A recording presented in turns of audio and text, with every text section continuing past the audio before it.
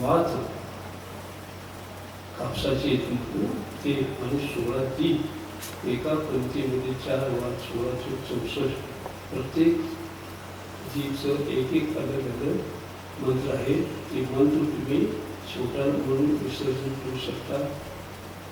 आणि खूप आपल्या जैन धर्मानुसार तुम्ही पूजा आनंद घ्या. खूप म्हणजे खूप छान आहे. आणि दुसरं ते फोटो जे आहे ते फोटो तुम्ही त्याचं फ्रेम करा आणि पूजेच्या वेळेला त्या जे गुरुशास्त्राचं प्रतीक म्हणून तुम्ही तिथे ठेवा. त्याचंही पूजन करा. ते ठेवून पूजन करा.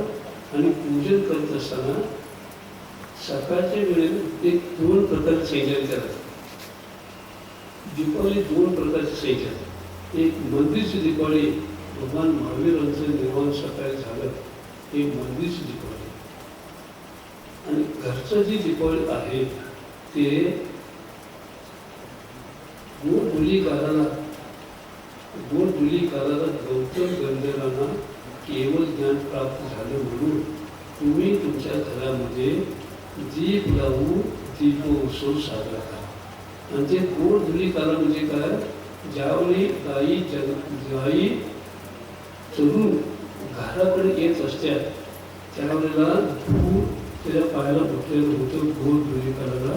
त्यावेळी ही पूजा करायचं आहे. आणि त्यालाच महत्व आहे. मुख्य आहे सकाळची पूजा भगवान महावीरांची निर्माणाची आणि गोड धुलीकाला पूजा करायची गौतम गंधर्वाची केवळ ज्ञानाची. दीप लावून दीपोत्सव साजरा करायचा. दुसऱ्या दिवशी कोण पूजा करतात पाडव्याला, परंतु जैन शास्त्रानुसार दुकानाची पूजा देखील त्या दिवशी संध्याकाळी केवळ ज्ञान झालं म्हणून तुम्हाला त्या वहीमध्ये जे काही लिहिलेलं आहे त्या पुस्तकामध्ये तुम्ही त्या पद्धतीने पूजा करू शकता. आणि एक विशेष सांगतो, फटाके कोणी उडवायचं नाही.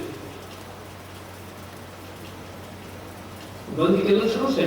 दुसरं, तुम्ही तुमच्या घरामध्ये जे मेणबत्तीचं जे मेणबत्ती आमच्या ना ते ते जे आणून तुम्ही लावता त्याच्यामध्ये खूप तुम्हाला माहिती समजून सांगतो. 16 दीप स्वस्तिक काढा आणि स्वस्तिकमध्ये जे चित्र दिलेलं आहे त्या चित्रासारखं स्वस्तिक करून ते 16 दीप ठेवा. आणि पूजा झाल्यानंतर तुम्ही तुमच्या घराच्या चौकटीला 2 दीप ठेवा. आणि एक ते तुम्हाला काही निवेदन होतं त्या दिवशी काही झाकण ठेवा.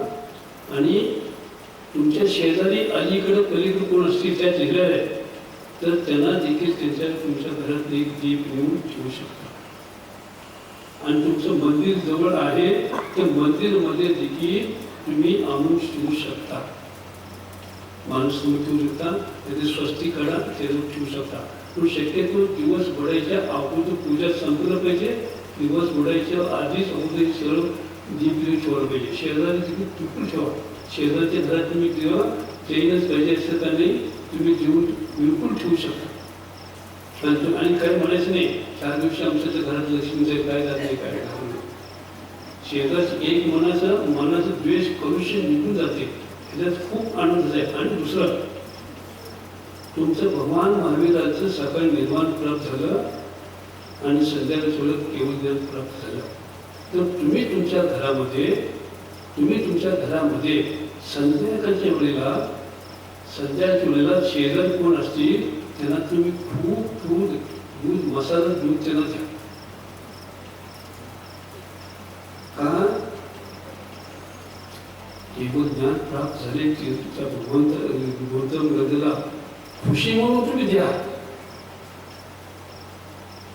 तुमचे जनरल ऑप्शन नसू दे, जवळ भरून घ्या आणि त्यांना कोणी असू दे त्यावेळी तुमच्या तर ही जैन धर्मानुसार पूजन करा. आणि शेवटाला जे 64 आरिक दिलेलं आहे त्या पाठीमागं 64 आरिक द्या.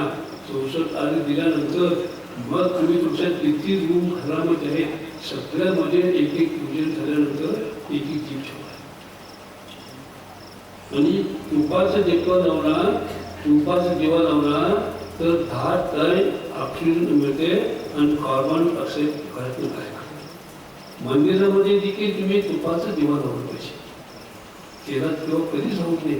तेलापासून कार्बन मिळते, ऑक्सिजन मिळालं तर खूप चांगलं असते. आणि आज आचार्य विद्यासागर महाराजांचं विद्याधरचं जन्म झालेला आहे. त्याच्या संबंधी एक मला जास्त वेळ घ्यायचं नाही, महाराज गोष्टी होणार आहे. आम्ही नांदेडमध्ये असताना एक साऊक सज्जन आमच्याकडे पुस्तक आणून ठेवले. विद्युत सुद्धा आठवत नाही का. आणि ते पुस्तकामध्ये वाचन करत असताना गुरुदेवांच्या बद्दल एक ज्योतिषकार काय म्हणतो, ज्योतिषकार आचार्यांच्या बद्दल खूप कळून त्यांनी केलं. ते ज्योतिषकार म्हणतो आचार्य विद्याधरचं त्यावेळेला दीक्षा होत होतं. ते अजूनही ब्रह्मचर्याच्या ड्रेस होते. आणि ज्योतिषकार तिथं पाठीमागं सगळ्यात उभा राहून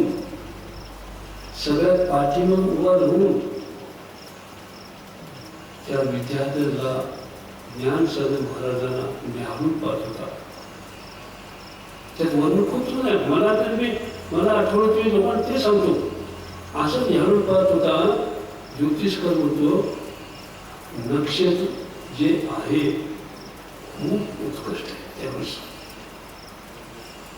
त्यावेळेचा मुहूर्त एक असं मुहूर्त आहे, त्या मुहूर्त वर्णन करू शकत नाही. त्या मुहूर्तावरती त्या विद्यार्थ्याचं त्या ठिकाणी मिरवणूक निघाल्याने मंडपात आले. नक्षत्र, वार, वेळ, टायमिंग म्हणतो एवढं असं उत्कृष्ट असलेल्या दीक्षाच्या काळामध्ये असं आजपर्यंत मिळत नाही म्हटलं. आणि दीक्षा झाल्यानंतर मी स्वतः लेखक होतो. 50व्या वर्षा दीक्षाच्या महोत्सवाला स्वतः लेख दिलेला आहे. स्वतः लेखक 50व्या आचार्यांच्या दीक्षाचे वेळेला लेख दिलेला आहे. मी स्वतः उभा होतो. आणि त्यावेळेला त्याच लेखकाने खाली वर्णन करतात आचार्यांचं यश कीर्तीचं नामाचं उदय आणि ते मुहूर्त नक्षत्र यश कीर्तीचं नामाचं उदय हे कोणी रोखू शकणार नाही. आणि त्यावेळेला आणि सांगितले आचार्यांच्या बद्दल काय सांगितले. आचार्यांचं 76 ते 78च्या वयामध्ये 76 ते 78च्या वयामध्ये आचार्यांचं पंचभूतीमध्ये विलीन होते. लेखक आचार्य पंचभूतीमध्ये विलीन होती. आणि यदा कदाचित ह्याच्यातून त्यांचं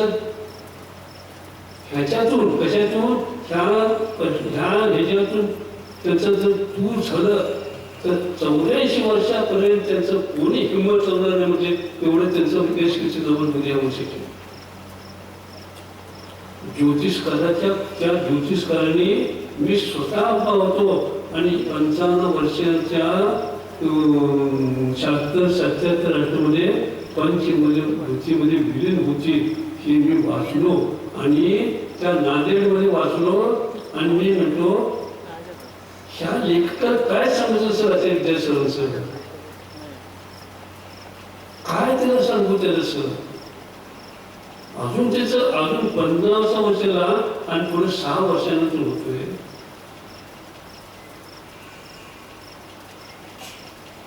विशेष वाटते.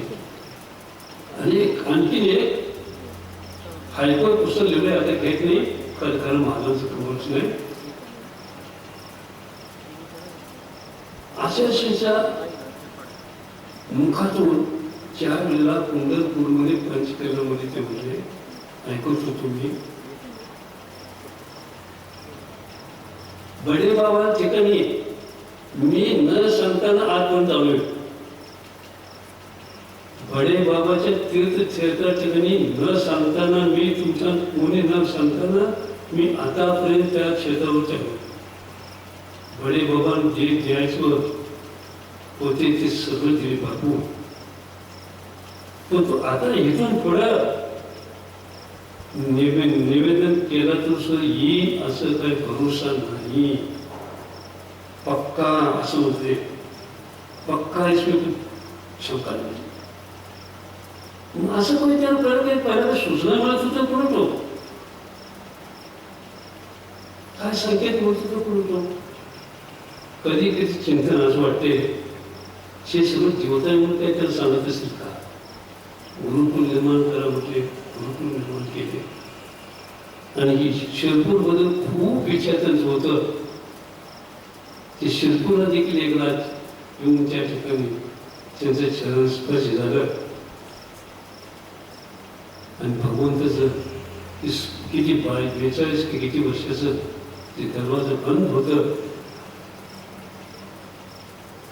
सगळ्यांसाठी दरवाजा खुला झाला. त्यांच्या स्पर्शाने काय होत नाही,